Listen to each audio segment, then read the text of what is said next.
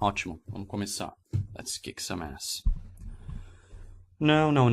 Eu não vou provar que Deus não existe. Muito pelo contrário, eu vou começar admitindo que é impossível desprovar cientificamente a existência de deuses. Se você é um religioso tendencioso, cuja vontade de acreditar é inversamente proporcional à vontade de pensar, então você já ouviu o que precisava ouvir. Que a ciência não desprova a existência de deuses, assim como a ciência não desprova a existência de várias outras coisas, como o monstro do Lago Ness, duendes, fadas, etc. Note que eu uso a palavra Deus no plural, por motivos que serão explicados em breve. Peraí. Eu descobri uma coisa fantástica. Eu tenho uma máquina de teletransporte. Ah, você não acredita? Então prova que eu não tenho. Se você diz que existe um ser superior, invisível, indetectável, eu não posso provar que tal ser não existe. Do mesmo modo que se eu disser que existem duendes invisíveis, indetectáveis no meu jardim, você também não pode provar que eles não existem. Eu sou ateu quanto à existência do Deus da Bíblia e todos os outros deuses inventados na história da humanidade. Porém, quanto à possibilidade da existência de uma força superior no universo, eu sou agnóstico. Eu acho que o universo não só é mais misterioso do que imaginamos, mas sim mais misterioso do que podemos imaginar. Talvez exista uma força superior no universo, embora eu desconheça a natureza dessa força, que talvez exista. Eu diria que essa força superior está muito além do que as religiões, principalmente as monoteístas, foram capazes de conceber em seus contos de fadas bizarros e livros sagrados repletos de violência e superstições. Eu gostaria de expor a fraqueza desse argumento da inversão do ônus da prova, que é tão usado por religiosos que aparentemente nunca ouviram argumento algum contra sua posição. De acordo com a lógica de alguns, se algo é impossível de ser desprovado cientificamente, então a descrença em sua existência é irracional. Para explicar tal conceito lógico surpreendente, eu vou chamar aqui um perito na área de... como eu poderia dizer? Na área de aplicações práticas de falácias lógicas para a redução da capacidade cognitiva. Pois é. Pois, se a ciência mesmo tem evidências da existência de um ser superior, que para mim é Deus, então a fé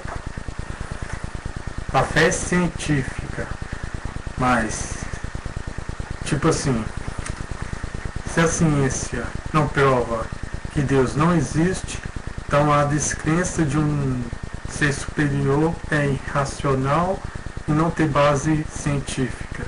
Gostaria de vocês pensarem sobre isso e também ver os links aqui, tá bem? Fique com Deus. Até mais.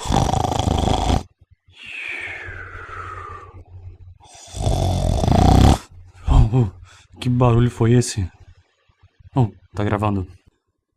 A ciência também não pode provar que extraterrestres não existem. Logo, é irracional não acreditar na existência de extraterrestres. A ciência também não pode provar que Zeus, Thor, Apolo não existem. Logo, deveríamos todos acreditar na existência desses deuses. A ciência não pode provar que Alá não existe. Logo, deveríamos todos nos converter ao Islã, cobrir as nossas várias esposas dos pés à cabeça, homens devem mijar sentados e... Não, essa não. A ciência não pode provar que os deuses hindus não existem, logo seria irracional não acreditar na existência deles. É também impossível desprovar a existência de unicórnios. Não tem como a ciência desprovar que jamais, em tempo ou lugar algum do universo, nunca existiu um unicórnio. Seria então irracional duvidar da existência deles? Ou então esse exemplo. Eu sou a reencarnação de Jesus, o Pai inigualável. Mas isso é um absurdo. Você não pode provar que eu não sou. Bom, gente, com esses exemplos acho que fica bastante claro que quem propõe alguma coisa é que tem que provar que essa coisa existe ou que essa coisa está certa. De fato, existem zilhões de coisas que a ciência não pode desprovar. E Jeová, o Deus sedento de sangue do deserto, é apenas mais uma das zilhões de coisas que a ciência não pode desprovar. O ônus da prova recai sobre aqueles fazendo a alegação. Se eu digo que eu fui abduzido por alienígenas, eu é que tenho que provar que eu fui de fato abduzido, e não você que tem que provar que eu não fui. E eu não posso exigir que todos acreditem na minha história de abdução até que ela seja desprovada. Ou até dizer que é irracional não acreditar na minha história de abdução só porque ela não foi desprovada cientificamente. Infelizmente, até pastores mais renomados continuam usando esse argumento da inversão do ônus da prova. Pela misericórdia do senhor, tem tese de doutorado premiada, trabalhos premiados, e eu enfrento o debate científico. Isso. Eu enfrento cientistas céticos no meu dia a dia. E eu gosto. E a pergunta mais simples que eu faço, e que até hoje nenhum deles conseguiram me provar, é o seguinte: você é ateu? Se você é ateu, então você me prove cientificamente que Deus não existe. Como é que você prova cientificamente a sua convicção no ateísmo? Qual é a prova científica de que Alá não existe? Qual é a prova científica de que os deuses hindus não existem? Eu suspeito que o pastor Rubens sabe muito bem da fraqueza desse argumento, mas quem precisa de bons argumentos para convencer um bando de ovelhas sem pensamento crítico e cientificamente analfabetas, ovelhas cuja vontade de acreditar é inversamente proporcional à vontade de pensar? O método científico começa com a observação de um fenômeno e a formulação de uma hipótese potencialmente falsificável. Por favor, teístas, lembre-se pelo menos disso. A hipótese deve ser potencialmente falsificável e testável. Prova científica de que Deus não existe? A hipótese de que um Deus invisível, indetectável existe não é falsificável e nem testável. A hipótese de que o Sol gira em torno da Terra é falsificável, pois é possível testá-la e desprová-la, como já foi feito.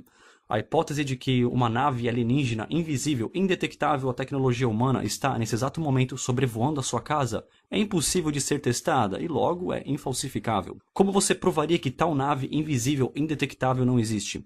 Seria então sensato acreditar que tal nave existe só porque é impossível de desprovar a existência dela? Bem, para ser justo, claro que há melhores argumentos a favor da existência de Deus, e muitos desses argumentos são apresentados pelo Dr. Craig.